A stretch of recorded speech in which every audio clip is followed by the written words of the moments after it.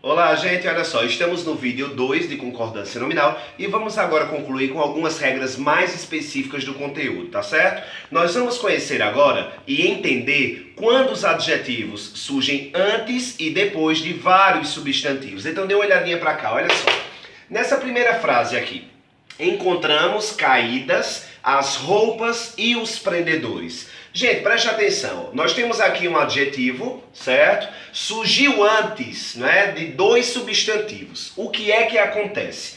Prestem atenção. Eu vou fazer uma correlação entre concordância verbal e nominal. Até porque você revisa o conteúdo e é necessário para que você entenda essa diferença e consiga matar as questões na hora do concurso do vestibular. Então dê uma olhadinha para cá, olha só. Eu não sei se vocês lembram, mas quando o verbo surge antes de um sujeito composto, isso na concordância verbal, não é? Quando o verbo surge antes do sujeito composto, esse verbo pode concordar com o núcleo mais próximo ou com a totalidade. Isso aí é na concordância verbal. O que é que acontece na concordância nominal? Quando o adjetivo surge antes dos substantivos, obrigatoriamente este adjetivo só pode concordar com o núcleo mais próximo. Então dê uma olhadinha para cá, ó. Encontramos caídas as roupas e os prendedores.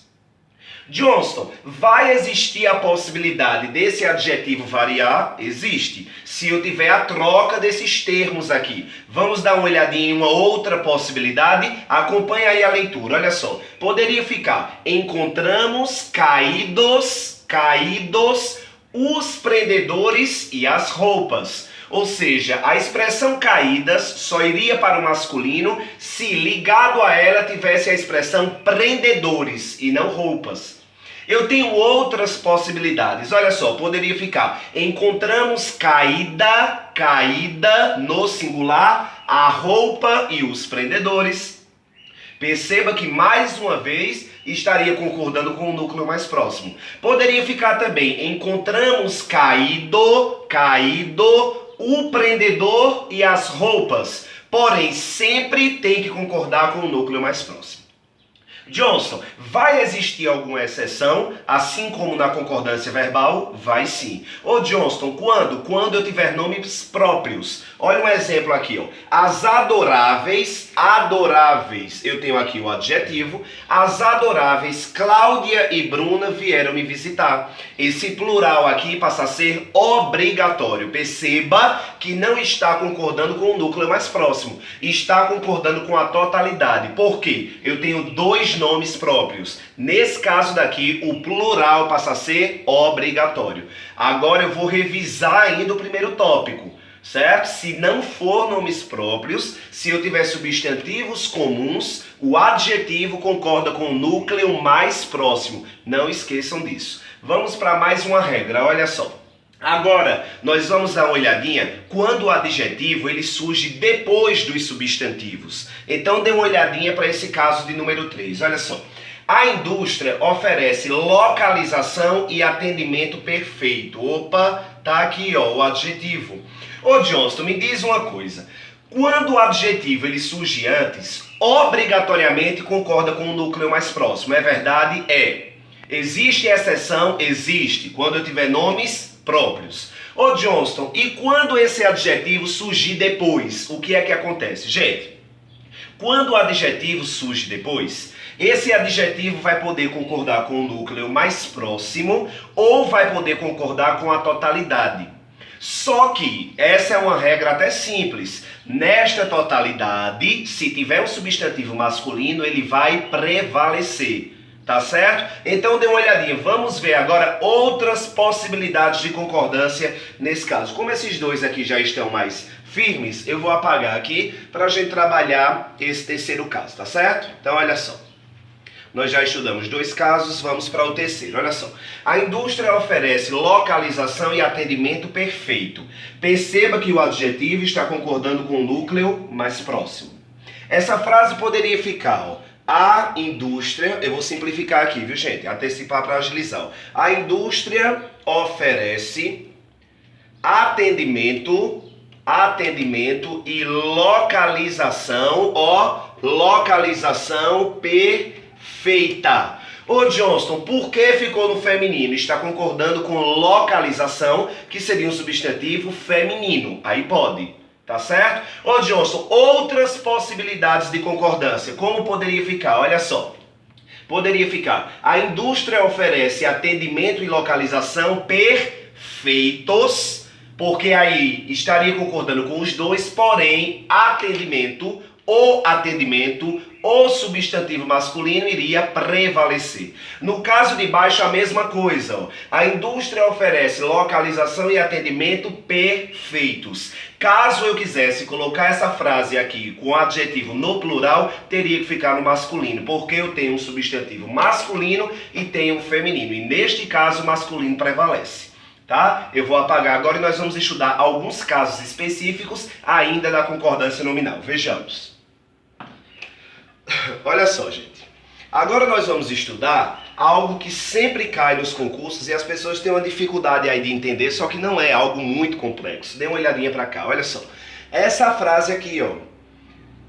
É proibido entrada de pessoas estranhas. Dê uma olhadinha pra cá. Isso é concordância nominal, tá? Dê uma olhadinha pra cá. Olha só. Johnston, o que é que tem de diferente aqui que eu preciso entender? Olha só, é proibido entrada de pessoas estranhas. Gente, essa expressão aqui, ó, proibido, existe no feminino também. Eu posso falar é proibido e também posso falar é proibida. Só que existe aí algumas mudanças quando eu faço a opção por um termo ou outro. Então preste atenção, olha só. Se eu resolvo colocar essa expressão no masculino, ficar é proibido, não pode ter artigo depois. Fica da forma como eu acabei de escrever, tá certo? É proibido entrada de pessoas estranhas. Porém, existe a possibilidade de colocar essa expressão aqui no feminino. Então vamos tirar esse O aqui. E aí, ó, é proibida, porém, a partir do momento que eu falo é proibida, tem que ter um artigo aqui, tá certo? Aí fica, é proibida a entrada de pessoas estranhas. Ou seja, eu tenho duas possibilidades de concordância nominal nessa frase. Eu posso falar, é proibido a entrada, ou eu posso falar, é proibida a entrada. Posso as duas ou não? Olha só, vou repetir. Se eu faço a opção pelo masculino, é proibido, não pode ter artigo depois. Eu tenho que falar, é proibido entrada de pessoas estranhas. Se eu faço a opção por colocar o termo no feminino, é proibida a entrada. O artigo passa a ser de forma obrigatória. A mesma coisa acontece, por exemplo, com a palavra permitido. Eu posso falar, é permitido entrada de pessoas estranhas, ou eu posso falar, é permitida a entrada de pessoas estranhas. Vejamos mais um caso de concordância nominal. Olha só. Esses dois termos aqui, alerta e menos. Ô Johnston, o que é que você quer falar com esses dois termos aqui? Gente, alerta e menos são exemplos de advérbios. Não sofrem variação. É uma expressão feia, mas você já deve ter ouvido falar, né? Muita gente fala menos. A expressão menos não existe em nenhuma possibilidade. E olha só, ô Johnston, menos eu já sabia. Agora olha só, a expressão alerta, como assim? Gente, quando eu digo, por exemplo, Carlos e Luiz ficaram alertas com aquele rapaz. Iam passando na rua, notaram algum movimento estranho, vou repetir a frase. Carlos e Luiz ficaram alertas com aquele rapaz. Ô Johnston, não poderia ficar alertas, não, tem que ficar alerta, é um advérbio. Todas as vezes que a expressão alerta estiver no sentido de ficar ligado, né? Observar determinada coisa, isso aí funciona como advérbio, fica no singular. Alertas no plural só de carro. Certo? Como dificilmente isso cai em concurso vestibular, geralmente a expressão alerta cai justamente nisso, né? Nessa atenção que a pessoa tem que ter, esse cuidado, tem que ficar alerta com aquele rapaz. Vocês precisam ficar alerta, fica no singular porque trata-se de um advérbio. E advérbio não sofre variação. A mesma coisa acontece com menos, que eu acabei de falar. Nunca fale menos porque essa expressão nunca existiu. Vejamos outro caso de concordância nominal. Olha só, gente. Essa expressão aqui, ó. Caro e barato. Prestem atenção aqui, olha só. Caro e barato. Ô Johnston, existe cara, existe caros, existe baratos, existe baratas. Isso aí é verdade? Olha só. Gente, existem os dois termos, tá certo? Eu posso falar caro e barato, mas dependendo da situação, eu também posso falar baratas, caros, baratos, cara. Agora, eu tenho que saber a diferença morfológica e sintática desses termos. Ô Johnston, eu quero exemplo. Olha só, vamos pegar um desses dois aqui para colocar um exemplo. Deixa eu ver aqui, olha só. Eu não sabia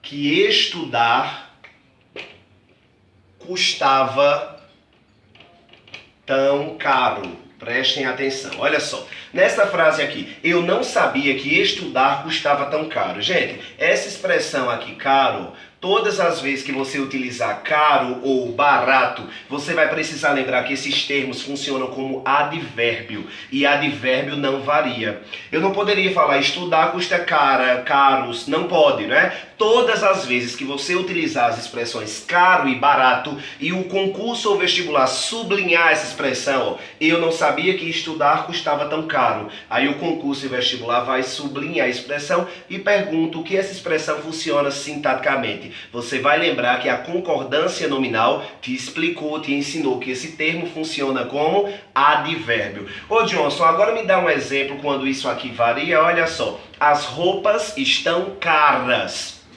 As roupas estão baratas. Se variou, se fugiu do caro e barato, deixa de ser advérbio e passa a ser adjetivo.